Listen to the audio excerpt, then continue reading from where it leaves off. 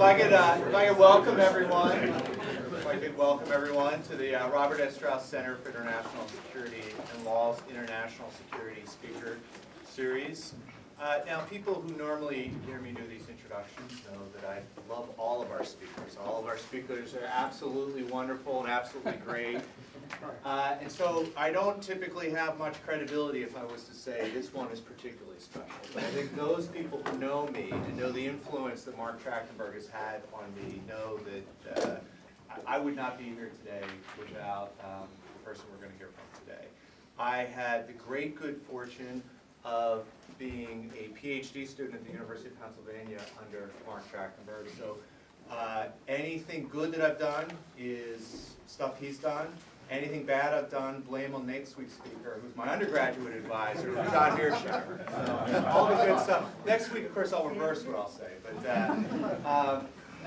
this is just something everyone should get a chance in their life to be able to have the opportunity to invite their mentor and someone who's really shaped the way they view the world, invite them into your place to be able to share their thoughts. And anyone who knows Marc's scholarship knows that he is one of the most important, not just international historians, but conceptual thinkers about international relations. A lot of the GPS students here I know are familiar with this book because either Professor Galtz or I have made you read it. It is The Craft of International History, and it's one of those books that is absolutely essential reading for anyone who's doing research in international politics. Marc has a recent book out, The Cold War and After, History, Theory, and the Logic of International Politics, which connects his interest in international history, international relations, and international relations theory, and policy and public policy. But what he's here to talk to us today about is something called audience costs. Marc is, of course, a historian, but among political scientists, there is this very intense debate about how the various types of political regimes one is a part of affects their international behavior, their public statements, how they behave in crisis, what kind of commitments they make, and what happens with different types of regimes when they come into clash with each other. This is one of the hottest topics among international relations scholars, and it's one that's caused fierce debate. Marc has been engaged in a project I don't think he expected to, where he's looking at this whole audience cost case in a number of historical examples. And what he's going to share with us today is his research on this question of audience costs and the Vietnam War, both in terms of the Kennedy and Johnson administrations and their policy towards it. So it gives me incredible pleasure to welcome Marc Trachtenberg, coming to us from the Political Science Department at UCLA. Marc?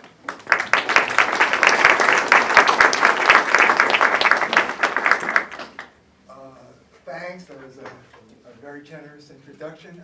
Actually, I'm not sure what the acoustics are like in this room. So, if those of you in the back are, yeah, it's okay. You can hear me okay.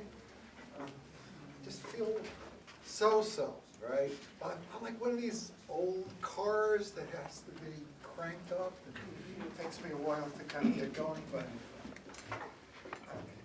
it's a real pleasure to be here with you today.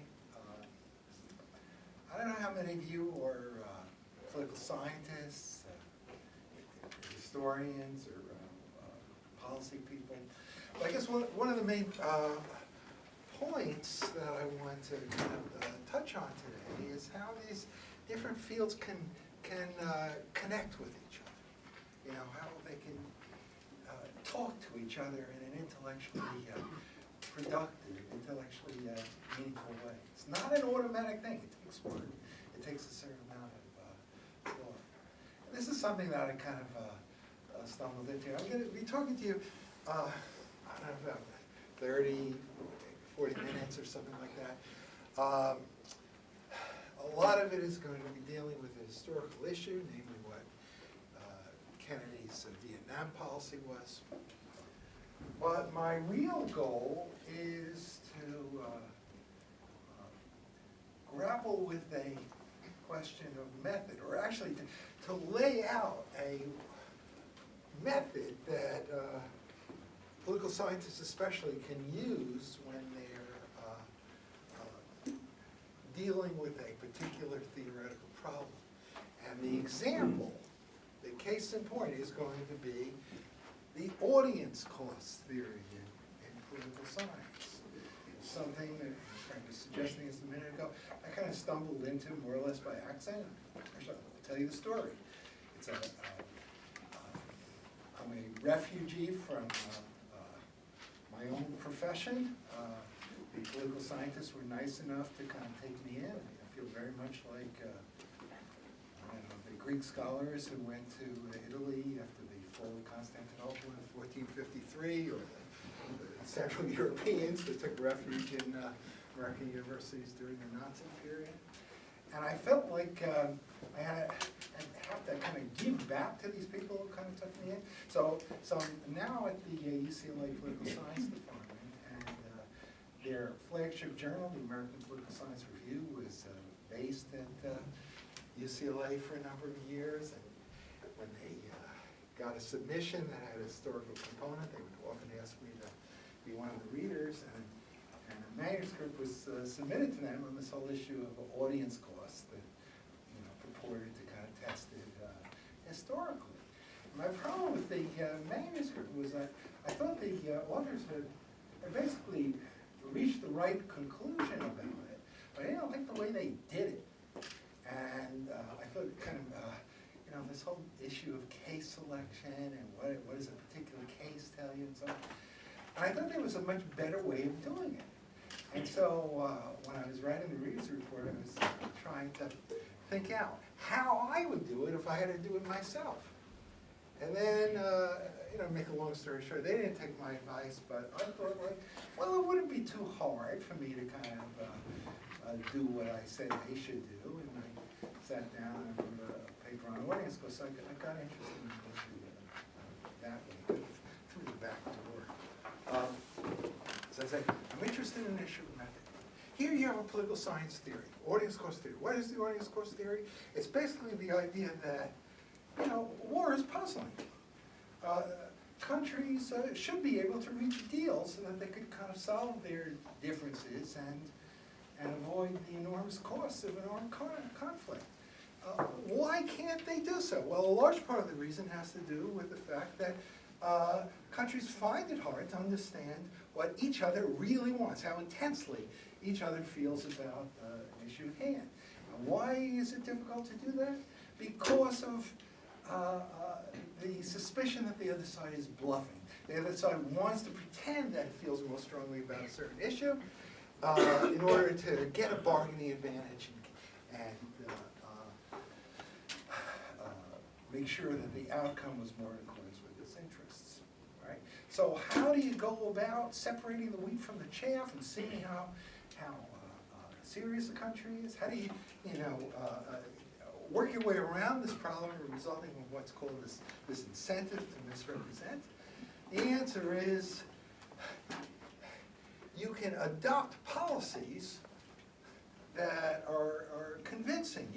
Your threats, the things that you say you're going to do, will be taken as convincing and not as bluff if you're going to pay a political price, if you back down from those threats. A country that's just bluffing would think twice about bluffing if the leaders had to pay a big price in terms of their political standing at home, if the bluff was cold and they backed down. Right? So it's your ability to engage in costly signaling that way that enable the targets of your policy to distinguish real threats from pure bluff and help pave the way to a solution. And one mechanism in particular was considered central in this regard, according to these theories. This is what was called the audience cost mechanism. If you make a threat, and if you're going to pay a big political price at home, if you back down from that threat, then that threat is going to be taken much more seriously than if you didn't have to pay any price. Because it would enable the target to see whether you're bluffing. This is the argument.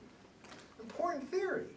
It plays a very central role in what's considered a kind of cutting edge in modern international relations thought, a whole body of thought associated above all with fear on. How do you get at it? How do you go about seeing whether it's valid or not? You know, there are various approaches people make, but it's hard to test the theory because audience costs aren't directly observable. As a matter of fact, if a threat is successful, if the audience cost theory is correct, a threat is made, it's viewed as credible because the audience cost mechanism comes into play. The other side backs down. No audience costs actually have to be paid, right? So you have this problem of observability. You know, it's hard to do statistical analysis on non-observables, and people resort to various proxies, and proxies have problems of their own, and so on. It's hard to get a handle on. So my basic point here is that there's a method that political scientists can use to get a handle on questions of this sort, right? On these kind of theoretical issues. What is that method? You kind of scour the historical literature and you look for historical interpretations that have a certain resonance in the context of the theory that you happen to be interested in. In the present case, the audience cost theory. And then you examine those historical interpretations in terms both of their internal logic and also in terms of the adequacy of the evidence, especially the evidence cited by the people making them.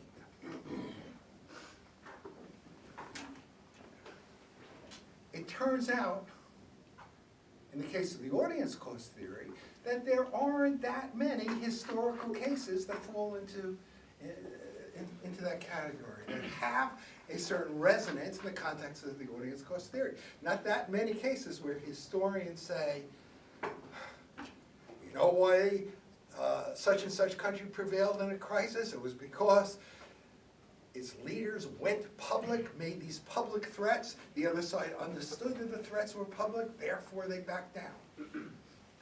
Right? They backed down because they understood how much of a price the threat maker would pay if the threat maker failed to follow through on the threats.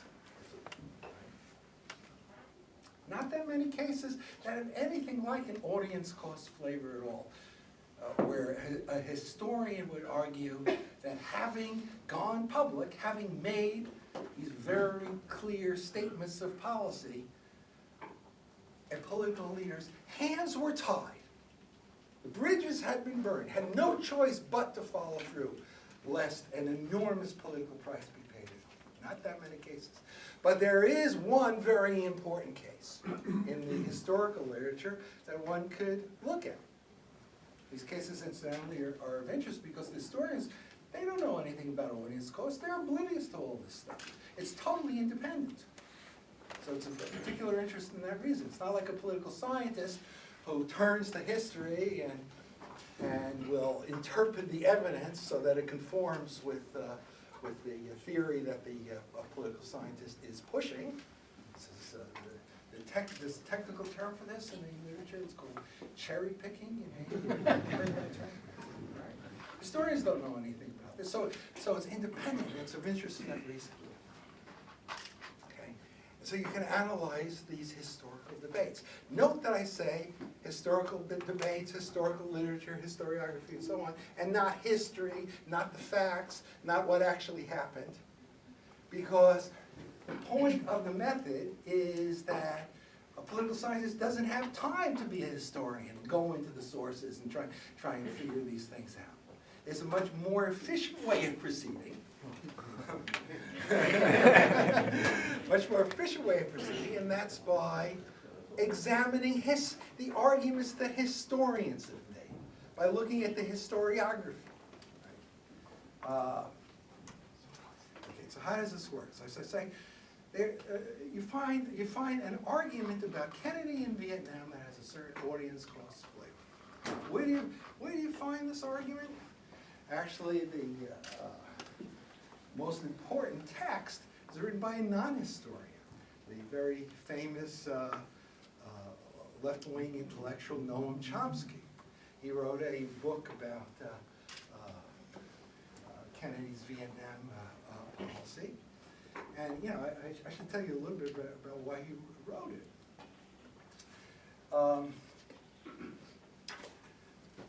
In the early 1990s, Oliver Stone made a movie called JFK. And the premise of this movie was that Kennedy was about to pull out of Vietnam. Right-wing elements in the government couldn't accept that, and there was a big conspiracy that led to the assassination of President Kennedy in order to keep him from doing so. And Stone's movie was based to a certain extent on a very interesting book written by an active duty Army intelligence officer named John Newman called JFK in Vietnam. Newman had,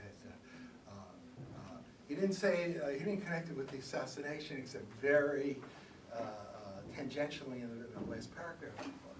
But Newman basically said Kennedy had decided to pull out of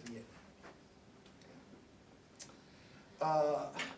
And the Stone film had, you know, a certain appeal, especially on the left. You know, these dark forces within the government, they're the ones who are really controlling things. This whole notion of the United States as a democracy is essentially a sham, and so on. And Chomsky was upset by the fact that the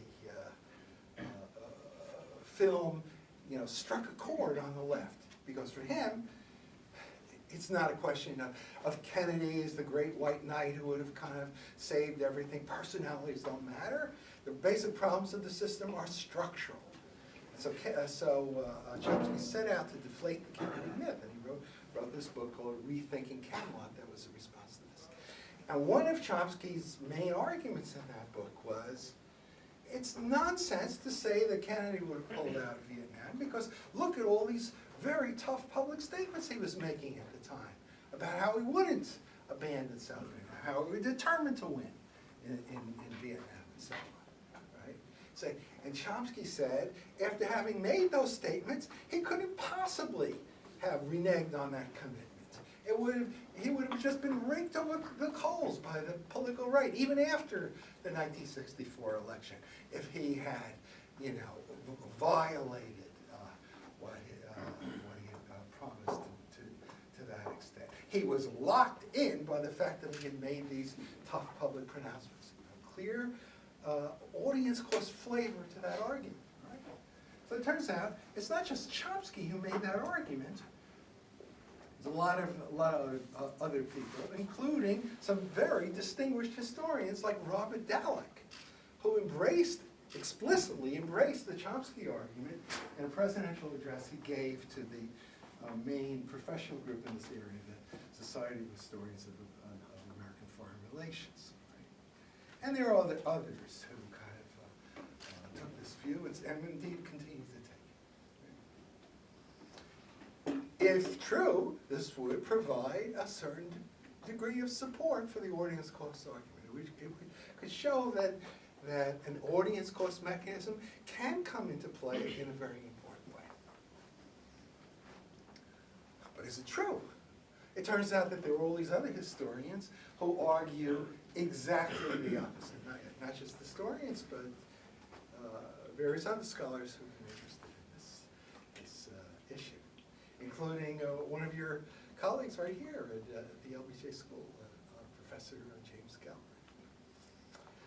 Galbraith. The Newman book is the main case in point, or at least was the seminal work in this area. The Newman claim was not just that Kennedy had a relatively free hand to pursue whatever policy he wanted.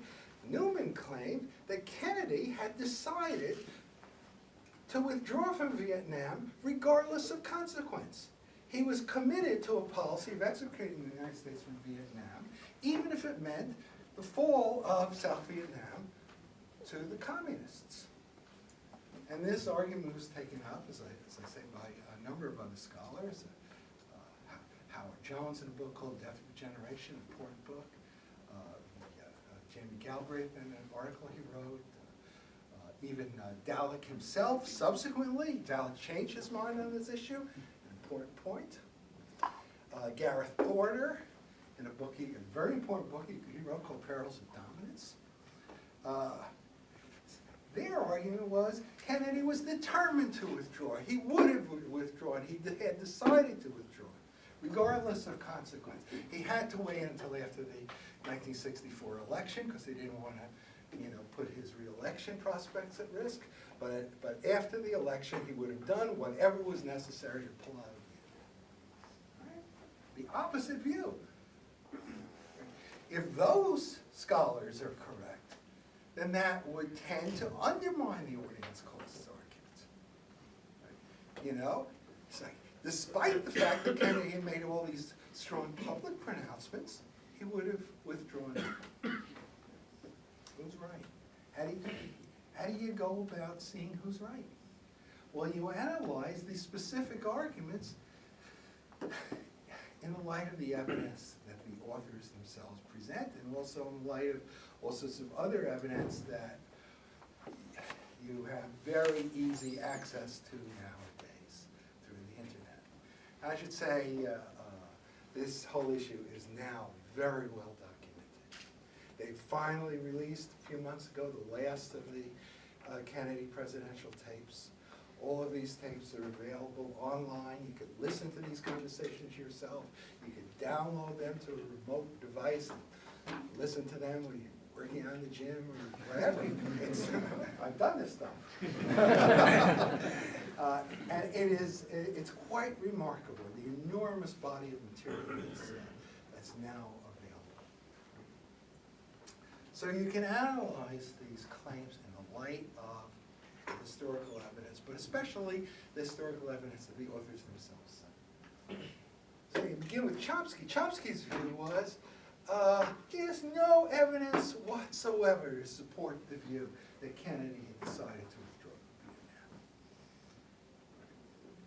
Vietnam. Well, he was aware of the fact that one of Kennedy's cronies, Kenneth O'Donnell, had written a memoir claiming that this was the case, claiming that Kennedy, in fact, told Senator Mansfield, the Democratic majority leader in the Senate during this period, and someone who had a big interest in East Asian questions.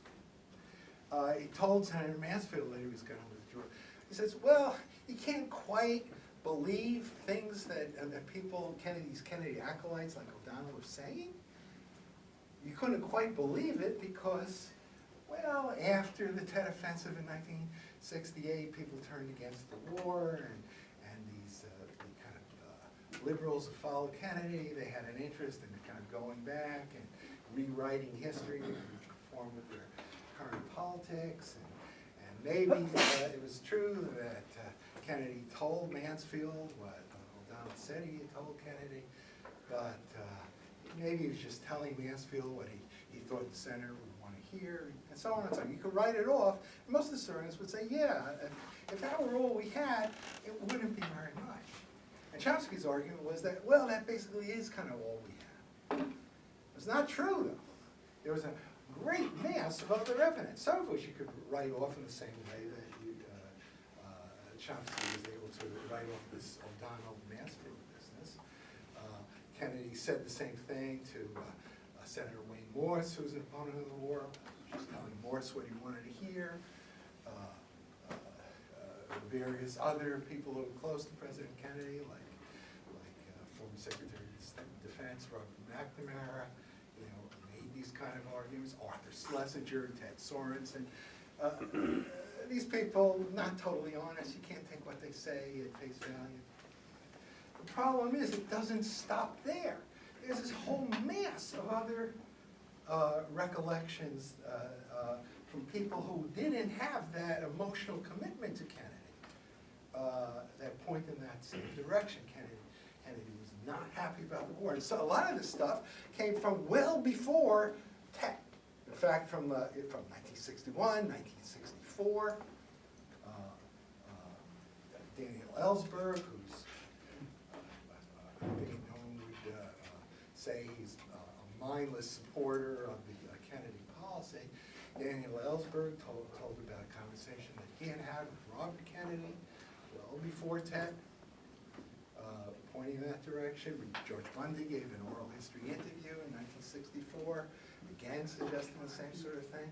We have in the Princeton, one of the Princeton libraries, the Mudd Library of Princeton, the Kroc papers. There's Kroc had a record of a conversation he had with Kennedy in 1961. Kennedy clearly very cool on involvement in John McCone, CIA director at the time, not an admirer of Kennedy's, also testified that Kennedy wanted to withdraw. It kind of goes on and on. Roger Hillsman, top State Department official at that time, and Michael Forrestal, responsible for Southeast Asian affairs in the NSC at that time. They say the same sort of thing. Roswell Kirkpatrick, Deputy Secretary of Defense, the same thing. There's a mass of evidence. You can't just write it off with those Chomsky-like arguments. Not just isolated things, but lots of things. General Gavin, who had been the ambassador to France, same sort of thing. Chomsky had also referred to the declassified documents. He says, not a shred of evidence in the declassified documents to show that Kennedy was not committed to victory in Vietnam. Well, it turns out there's a lot more than a shred. There's the most important thing in the declassified documents published in the Foreign Relations of the United States series.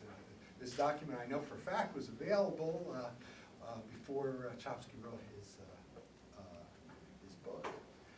Kennedy is talking in the NSC about Vietnam, very dubious about an American commitment there, very reluctant to send ground troops. Just under all this pressure, resists this pressure with arguments that clearly show that he's not committed to the war. Really, the Chomsky argument just does not stand up on its own terms. Okay. So does that mean that the other side is correct? That Kennedy had made a firm decision to pull out regardless of consequence, and was just waiting for the elections to run their course before it could implement it? Well, in fact, you do not find adequate evidence supporting that view either. These people who claim that Kennedy had decided to withdraw point above all to a plan to withdraw forces from Vietnam by the end of 1965, and to the fact that it was announced that 1,000 American troops would be withdrawn from that country by the end of 1963. And that the military authorities were instructed to plan on the basis of this assumption that America would be out by 65. But the fact that they were instructed to plan on the basis of that assumption doesn't mean that the Americans would have necessarily withdrawn if the plan was not successful. The goal was to turn over responsibility for their own defense to the South Vietnamese army. But if it couldn't do the job, would Kennedy have still withdrawn? And then people look also at the internal discussions from that period. You don't find evidence of Kennedy, even in secret, with his advisors, saying, "Oh, we want to get out." Well, people like Porter had an answer for this. This was political theater, Porter says. And Newman says, well,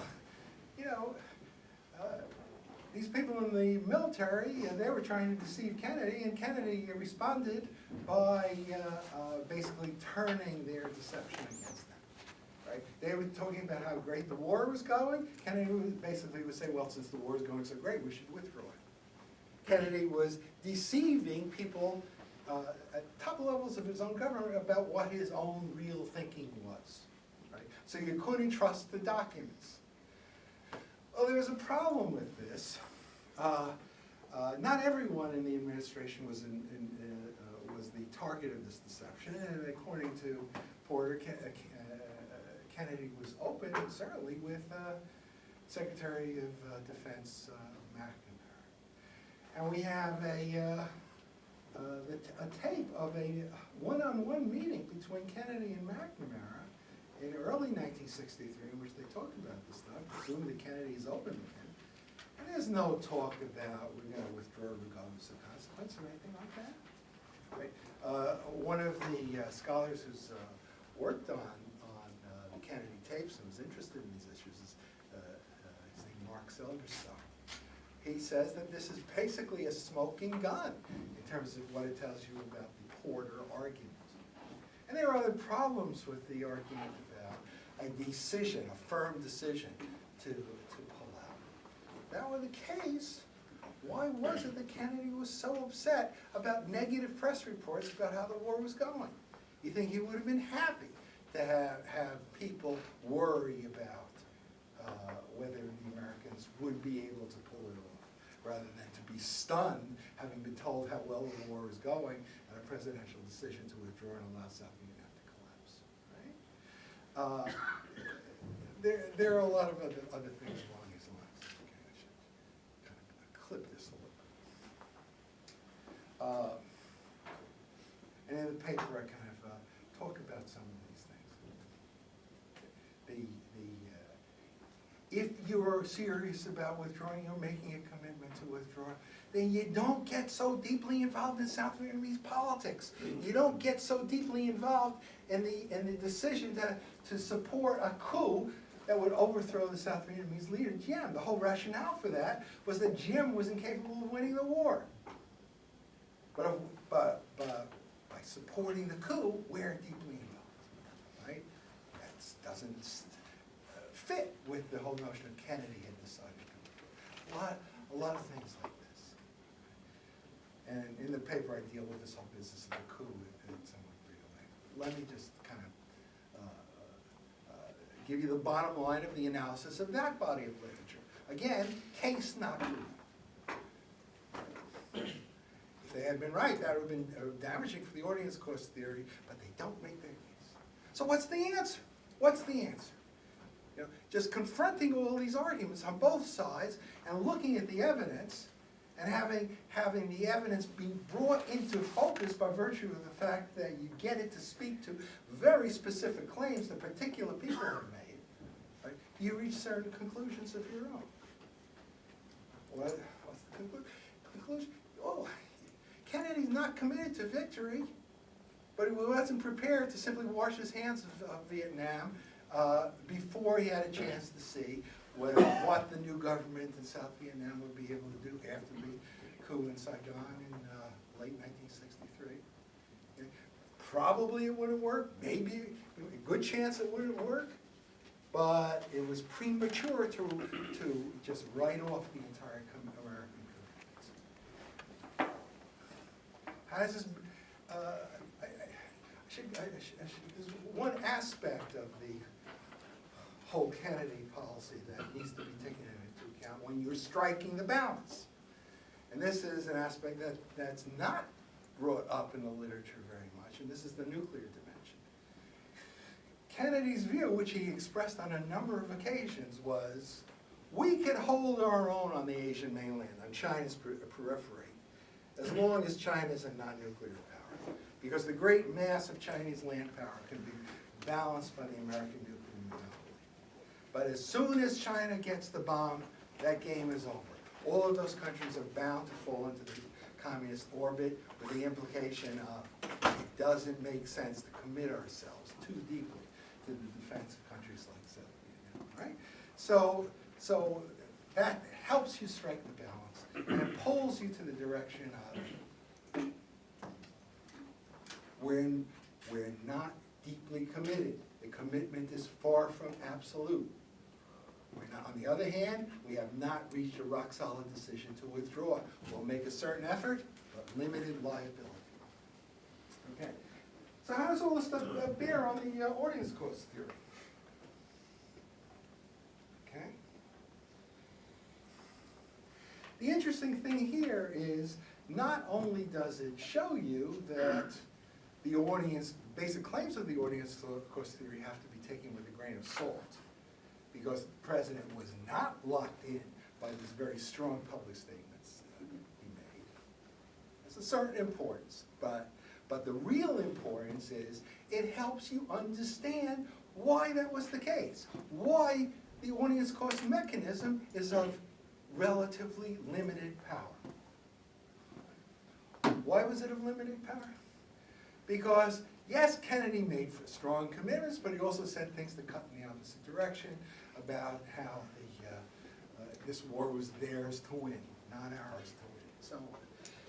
He was speaking to multiple audiences, not just the people in the United States. Well, people in the United States on the left who were wary of involvement, people on the right who felt you had to do what was necessary to keep the communists at bay. Okay? He was speaking to people in South Vietnam, in the government, in the military, ordinary people, people in the communist world, North Vietnam, China, Soviet Union, important neutrals, and so on. The fact that you had multiple audiences here meant that your statements had to have a certain degree of ambiguity built into them. And the less firm they were, the more ambiguous they were, the less it could be presumed that the audience cost mechanism would come into play. Not only that, but these things have to be understood in political context, domestic political context. Even the right wing in the United States was unwilling to write a blank check to support South Vietnam. There was a limit to how far it would go. Maybe the limit hadn't been reached at this point. Maybe it would take time for opinion to evolve. Okay? Let people have that time. You know, Kennedy's didn't want to kind of part company with his advisors too sharply. Wait until opinion evolved. Help opinion evolve in the right direction, I think. If it eventuated that the United States would have to disengage from Vietnam in like 1964, 1965, if the new government wasn't doing a good enough job in winning the war and the whole commitment there had to be written off, what sort of price would have been paid? Not necessarily that great a price. People would point to statements that had been made, and the answer is kind of fairly obvious. You say, well, what are we supposed to do? What would you have had us do? You know, make it clear from the outset that our commitment was only lukewarm, that we're only half committed to winning the war? Right? Obviously, you know, those are powerful arguments. So the fact that strong public statements are made, those statements could be interpreted in tactical terms. They were not necessarily to be taken as face value, so that when policy shifted, it would not necessarily come across as a breach of faith. And you could ease the way toward the right kind of interpretation by cultivating the right sort of relationship with the press, and Kennedy spent a lot of time doing that, and especially with very influential journalists like Arthur Crocker of the New York Times, Jack Anderson, and so on. Okay, so you can see how, by doing this sort of historical exercise, where you're looking at the history not just in its own terms, because it happens to be interesting, but you're looking at it in such a way as to get it to tell you something about theoretical issues that political scientists are concerned with. Right? If you do this sort of exercise, you can get insights into these very important theoretical issues that you can't get in any other way. Okay? One last point before I end. This whole issue of how political scientists could use historical analysis is one that the political scientists themselves have dealt with from time to time. There was an interesting article by my old colleague from the University of Pennsylvania, Ian Lustig, in the American Political Science Review, in which he talked about these things. And Lustig's whole point was that the historians just disagree with themselves about all these sorts of issues. And he thought it was hopeless. The political scientists, they couldn't arbitrate. They couldn't decide which historical interpretations were correct or not. And so they could turn this problem into a virtue by treating all these different historical interpretations as independent data points. They can multiply the amount of data that they would have as if they got away from the notion that there is one single correct view of history. It's a strange argument when you think about it, because basically what Lustig was saying was that it doesn't matter if the historical interpretation is good or bad. You know, they're all of equal validity that we could just pour into our hopper, you know, and get the analytical mills turning and come out with our results. That, to my mind, is a much too defeatist approach to how historical work can be used by political scientists.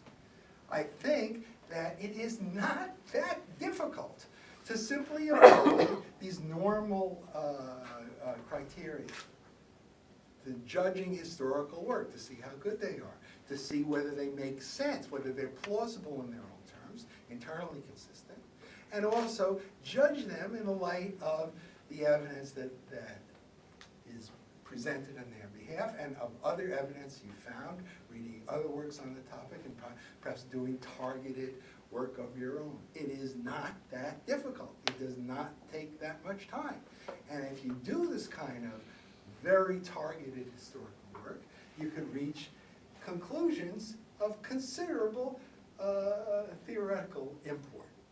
And the fact that so few political scientists do work of that sort means that it makes sense for people who are just starting out to use that method, because the payoff is going to be so extraordinary in comparison with the other well-tried methods that people have used in this area.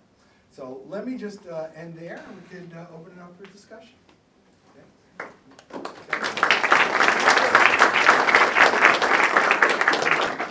If people could tell Mark who they are, just identify themselves, I'll let you.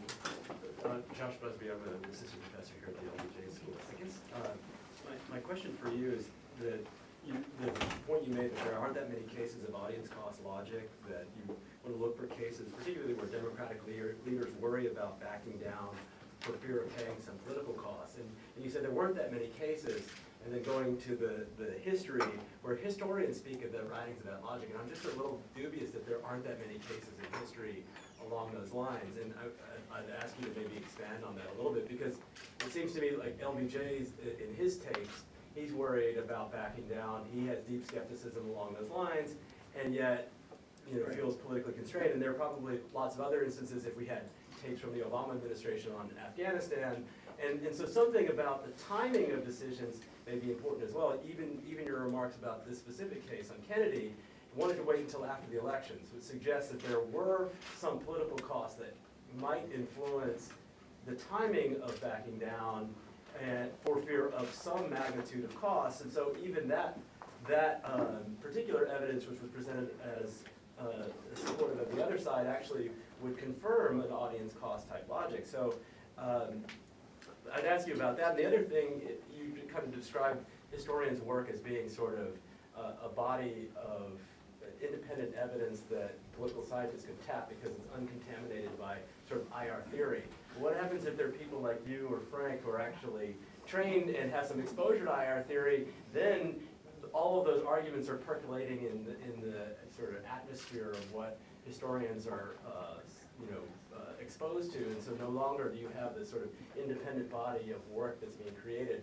And the only way that this would work as a valid foray for the future is if we had to have less contact between the disciplines and not more. I like that. Let me just answer that. The first point, not many cases. Not many cases refer to the historical literature, not history itself. Right? I'm claiming that we would want historical interpretations that make this kind of argument to be the focus of our analysis. because that gives us a lot of leverage on the topic, because presumably if there's evidence to be found, these historians themselves would have presented it and so on. It's just a technique. I'm not saying it's the only technique. And I think it's perfectly valid to kind of look at other cases, if you're willing to do the historical work yourself, to see whether this mechanism comes into play. And in fact, there are people doing that, and I think it's a terrific way to proceed.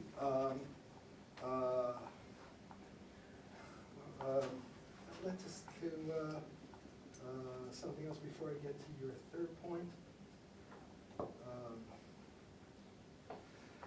Am I implying that political leaders never worry about domestic political consequences?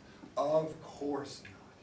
They worry about this stuff all the time. Policy is framed with an eye both to the international political context and also to the domestic political context. Always, invariably. No one says otherwise. The audience cost theory, however, is not simply the claim that domestic political considerations play an important role in the shaping of policy and the tactics of implementation, which everyone agrees with. I don't know anyone who would deny that. This theory is much narrower and much more specific than that in terms of what its claims are. My methodological point is that one wants to take those narrow, specific claims, which are characteristic of this particular theory, and analyze how the historical materials relate to those claims. And the reason for taking that narrow approach is that it enables us to bring things into focus that will speak very directly to the actual theories that are being developed. Right? Final point is this whole business of the contamination of historical analysis resulting from the fact that people like Frank and I are interested in these political science ideas. I like that point, but honestly, this is not something you have to worry about. I don't think, Frank, we're interested in this stuff, but we're not contaminated. And I'll explain why this is the case. We come to it with a kind of built-in immunity, and this is the immunity of having our brains already set in a certain mold, right? You develop a historical sensibility by studying history all these years, and you come to these political science arguments, and instead of saying, oh wow, these guys are so smart, they must be right, let me interpret history in this light. You come to these arguments and says, that's totally nuts, that's crazy, you know. But on the other hand, they are very smart, so why exactly are they wrong? You know, that's the framework that you use. So at least for the time being, the contamination problem isn't something that you have to worry about. Yes. Bob Inman. Yes, Definitely. we met. I know we have. Definitely not a political scientist.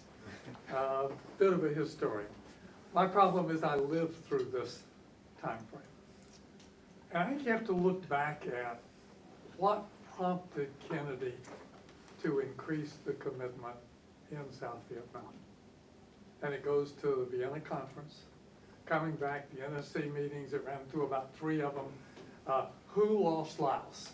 Right. Worried about the political influence of who lost China being replicated. Who would have cared about Laos or even knew about it? But great discussions about it.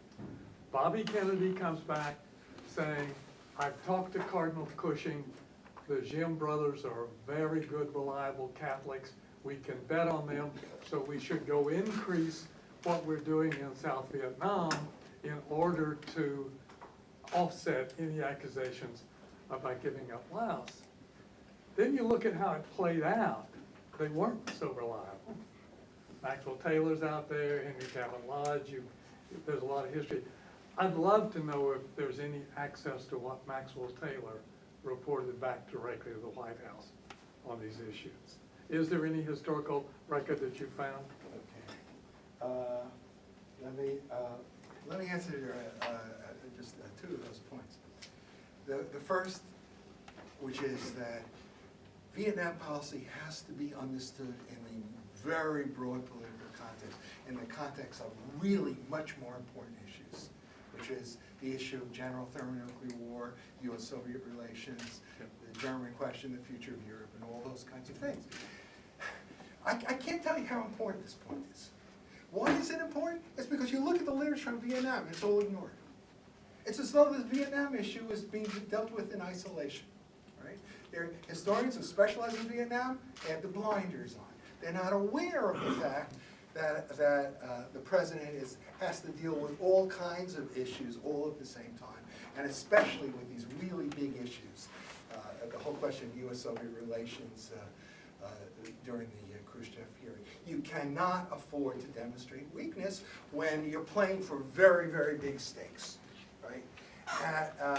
And that certainly is a factor which presumably would have been taken into account as these decisions about the American commitment in Vietnam, what scale, how long, and so on, are being made. That's a terrific point.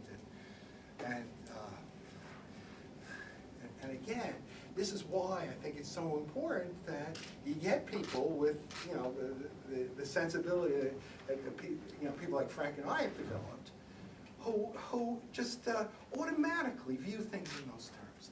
It's like second nature. It had to be understood in that context. Right? The other thing you asked was about Maxwell Taylor and the reports that he was giving. The whole intelligence side of this story, absolutely fascinating. This is one of the reasons why that Newman book is of such interest. Because, as I said, he's an active duty Army intelligence officer when he did the work that culminated in that book. And he knew where the bodies were buried. And he knew how politicized the intelligence process was. And I mean, it's scandalous. It's shocking when you look at what was going on there. There's a lot of literature on this stuff. CIA has released all kinds of interesting in-house history. I have a FOIA request pending with the CIA, put in about a year ago. This is the reason I haven't sent this paper off to a publisher yet. I'm waiting to get the response. They said I should get it in about May. Of all these documents where finally by '63 the CIA was like reporting the truth about how the war was going. But up to that point, it's like, especially people like Taylor, there's a book by a guy named Kai Bird called The Color of Truth about the Bundy brothers, and he tells the story. William Bundy accompanied Taylor on a mission to Vietnam. They went out to Canton province, and some really gutsy Army staff officer had the audacity to tell the truth about how poorly the war was going. And then Taylor goes back to Washington, and he could listen to the tape of him briefing the president about this. The war is going great, all this stuff is wonderful. I mean, the intelligence side of the story is extremely important and understudied, and this new material that's come out that shows, I think, that Kennedy understood how poorly the war was going. I think it's going to have a dramatic effect on our understanding of U.S. The reason for my question on Taylor is what I recall is he cut the Pentagon out of his reporting, which went directly to the White House. Pentagon was incredibly, what's he saying? And they couldn't find out from the White House or from him. So during my era of looking at it, that period of whatever Taylor was saying to us is a total blank. Yeah. Would you agree that once you take a cynical view of the audience cost theory, that it being quite media-driven? Because Kennedy made very strong statements about Cuba and ended up abandoning Cuba. The Democrat Party helped start the Vietnam War. 10 years ago, they voted to end the Vietnam War without too much of a political cost. But just to go a little farther afield, I think the two best examples of your theory would be the Cuban Missile Crisis, but a little bit more vividly would be 9/11, because I think that was the first time in my lifetime, at least for a brief window, when the entire world truly feared the United States because we were so united, because we were so all in. And of course, that unraveled a little bit later on. But what are your theories about that? Is it very media-driven and driven by historians later on? What do you mean? The theory is media-driven? Well, yeah, just like I think would Kennedy get a pass if he did abandon Vietnam, say, if he was reelected? Would he have gotten a pass? Despite a strong statement. When a president is making a calculation, you want to look not just at the price you're going to pay. And there are, you know, if Vietnam would have been abandoned, there certainly would have been people who would have criticized that. Right? But you have to look at both sides of the ledger, right? If you don't abandon Vietnam and you go the route that Johnson went, you also pay a big political price, don't you? So a president would want to kind of weigh these things against each other. The problem with the audience cost theory is it looks at, and this is true of a lot of political science theories, I should say, not just this one. It looks at only one side of the ledger. It's blind to the fact that a more complex calculation has to be made. Right? So, and then in making that decision about what sort of course you're going to run, you will naturally think of the tactical aspects of it. The management of the press. The management of the press, you know, was a very big issue in those days. There were congressional hearings and so on, because there was an Assistant Secretary of Defense for Public Affairs, Roger Sylvester, who bragged following the Cuban Missile Crisis about how the president had been able to manage the press as part of a policy. People got really upset about this. But the fact is that a skilled president has to want to manage the press. It would be foolish to not want to manage the press. And Kennedy certainly understood these things. And he certainly understood that the particular costs that he would have to pay for pursuing one policy as opposed to another would depend to in large measure on his relations with the press. Because the press is not this apolitical institution that's only concerned with getting the truth any more than historians are. Except for being frank, of course. The press is highly politicized. They have their own political agenda. They can always, you know, trim the news to fit one political agenda as opposed to another.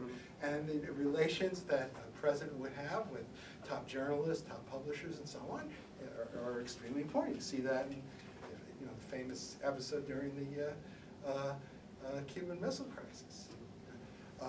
There's another factor that has to be taken into account. This is what people call the follower effect.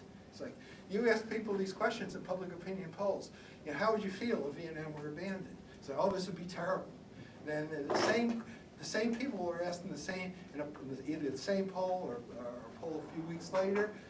What if the president said we have to do that same thing? Say, oh yeah, 74% will support the president. So that gives the president an enormous amount of leeway in terms of managing this whole process and determining the nature of the costs that would be incurred. Oh, yeah. James Calvary. Oh. I agree with you on a number of important things. I agree with you on method, which is your method that you described is exactly the same one that I adopted when I first became aware of Newman's work in 1993. And I agree with you about Chomsky. I think has pursued a fixed idea on this from the beginning. I disagree with you on 2 points. One of them is the characterization of my position, and the other is the characterization of the evidence behind my position. You described my position as being one of that Kennedy would have decided to withdraw from Vietnam after the election of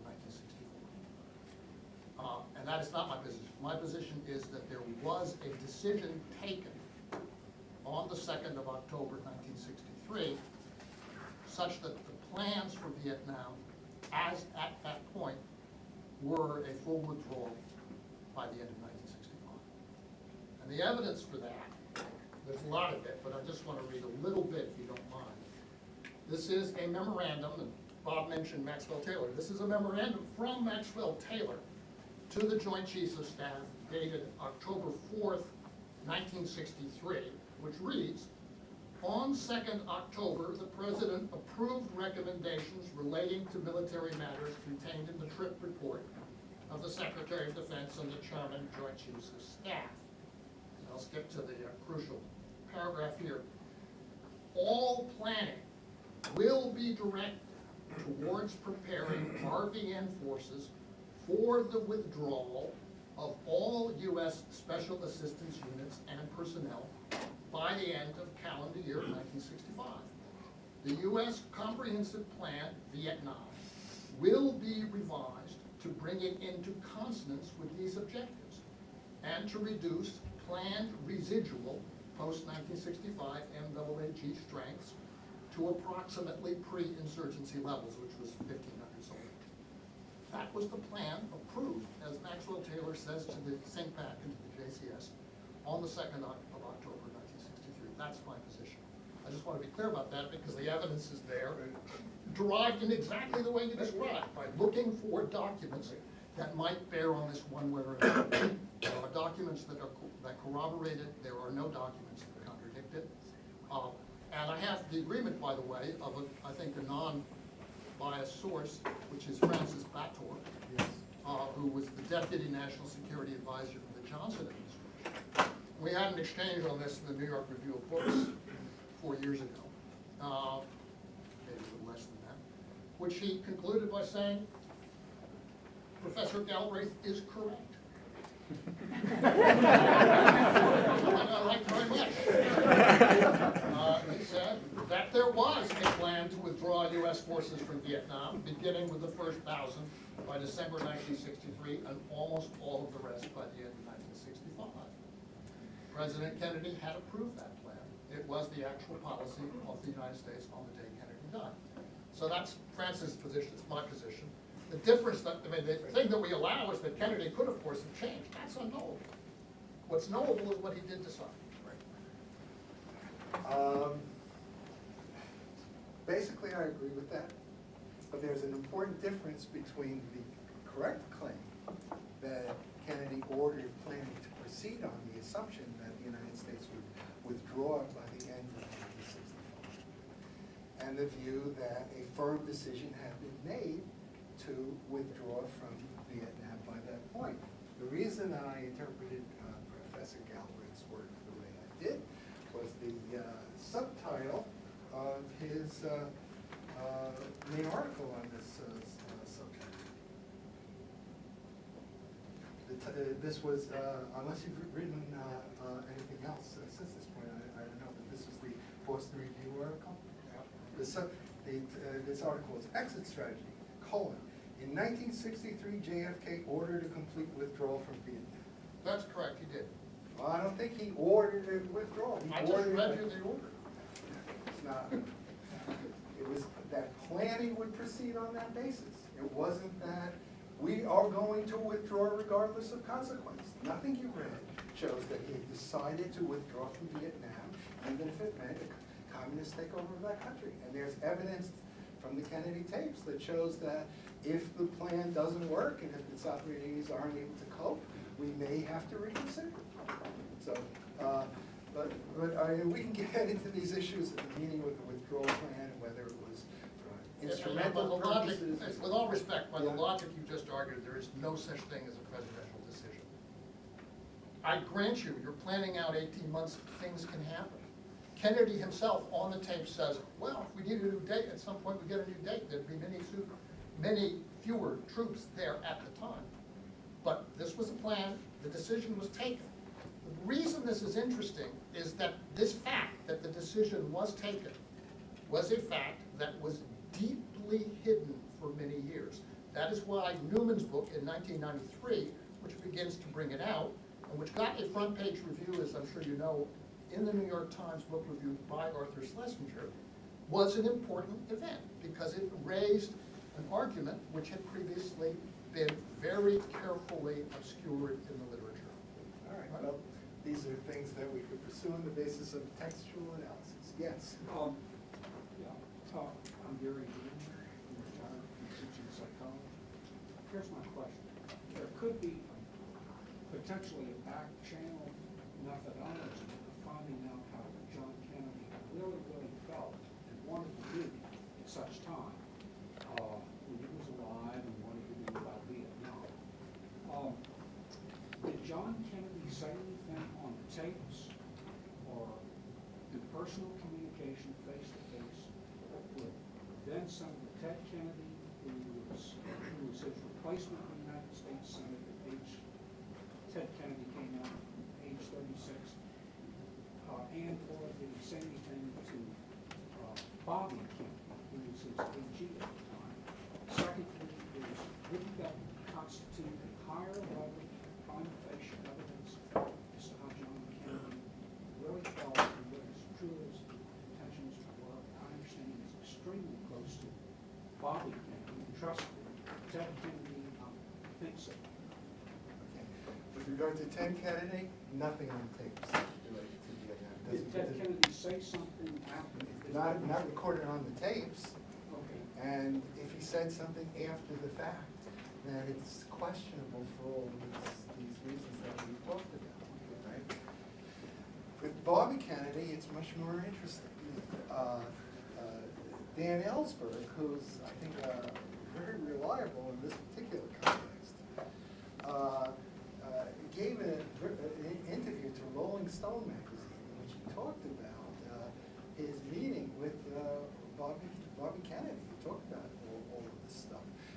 Ellsberg was working on the Pentagon Papers project at that time. And Bobby Kennedy gave as his firm belief that President Kennedy would not have gotten the Vietnam the way he did. Right? And I talked about this stuff in the paper. You know, I give the reference to the interview. Ellsberg also talks about it in his memoirs and so on. But once again, these are comments made after the fact, after the war had gone sour, view of many people, 1968. So they're not as compelling as what might be. Yeah. So, Mark, I wanted to just return back to the methodology point, and I actually think it came out in your interchange with Jamie, which I really enjoyed. You guys want to continue, by the way. I really value, and I've used also in my courses, as Frank and Huge and others have, your book on method. I think it's valuable to get people to think about historical literature when they're trying to understand a problem. But I'm still not sure what we're telling them to do. It's not always as clear, because what I understand you're saying is find the main works on the subject written by historians, work through them, test the logic of the argument, and test the evidence as best you can. But then in your method book, you say, I think very honestly, you didn't say this here, you also have to have a sense of how things work, right? You have to have a sense of what is a decision, is what I hear you guys arguing over here. What is the difference between a plan and a decision, right? How do things work? And that's, I think, where a lot of the difference between historians and political scientists comes in, right? Because we develop a sense of how things work based on an immersion in what we've seen through process tracing of one kind or another. And political scientists, very legitimately, I think, come to a way of how things work that's much more deductive, right? Much more based upon a view from not process tracing, but either a large amount of data or a few set of discrete cases. So, can you elaborate on that a little more for us? Well, it's clearly true. When you're trying to make up your mind about these issues, you have to bring to bear all kinds of things that go outside the narrow body of literature that you're concerned with. You're bringing to bear your general sense for how things work in important ways. That being said, does that mean that we just throw up our hands and say, well, everyone has a different sense for how things work, and how on earth can you argue those things out? They're so broad. There are also these very narrow issues. You could get closer to the bottom of things if you focus in on specific claims that were made about, I'll give you an example. The withdrawal plan that was announced at the end of 1963. To what extent was this a reflection of a serious policy decision as opposed to something that was adopted for instrumental purposes? namely to scare the South Vietnamese, to scare Diem into maybe accommodating us, to scare the generals into doing something about Diem, to cover Kennedy's political flank on his left by making it clear that maybe we weren't going into endless quagmire and so on. What's the evidence for that answer? I'm sorry, for what? For the claim, the For the interpreted instrumental claim. claim, it's in the paper. I can't get into it in terms of answering this question. Let me just finish, and then I promise I'll get to you. So you can get at that issue by looking at the documents that relate directly to it. Are people saying that a plan of this sort can serve an instrumental purpose? Well, certain scholars have claimed that's the case. That was the case in the Pentagon Papers and so on. You can reach an assessment on the basis of what the evidence shows if you focus in on those narrow questions. Now, admittedly, when you reach conclusions on those points, they're not going to settle everything once and for all, because you always have the sorts of general problems that Jeremy alluded to a minute ago. But you can get closer to an answer if you use that method. That's what I would say. And a lot closer than many people think. This is my own experience. Now, finally. Yeah, Charlie, is there any movement to start tracking some of the current claims using this theory, so that at the end of the day, test the theory, you can't go on. I go in and analyze everything that's been written or said about Iran, and they give me some clue about what the final action will be, and I let time go by, maybe your successor says, oh, by the way, it didn't work very good. Oh, yes. You can use this sort of method when you're dealing with debates relating to current issues. You can, like Frank does with nuclear proliferation, with Iraq policy, Iran policy, and so on. You can go back and look at what people say and assess arguments in light of the evidence. You certainly can do that. And I mean, if you look, for example, at my new book that Frank alluded to, I actually have a couple of articles there toward the end that apply this technique to dealing with contemporary issues. And you'll see how it works. But you're quite right, conceptually it's basically the same. Sorry. Great, well then, let me say, we should post the paper on our website or give you copies. If anybody wants a copy of the detail, we'll distribute it. We'll also put it on our website too, so that you can follow up. Anyway, that was absolutely terrific, riveting. Hopefully we continue this debate. Please join me in thanking Marc.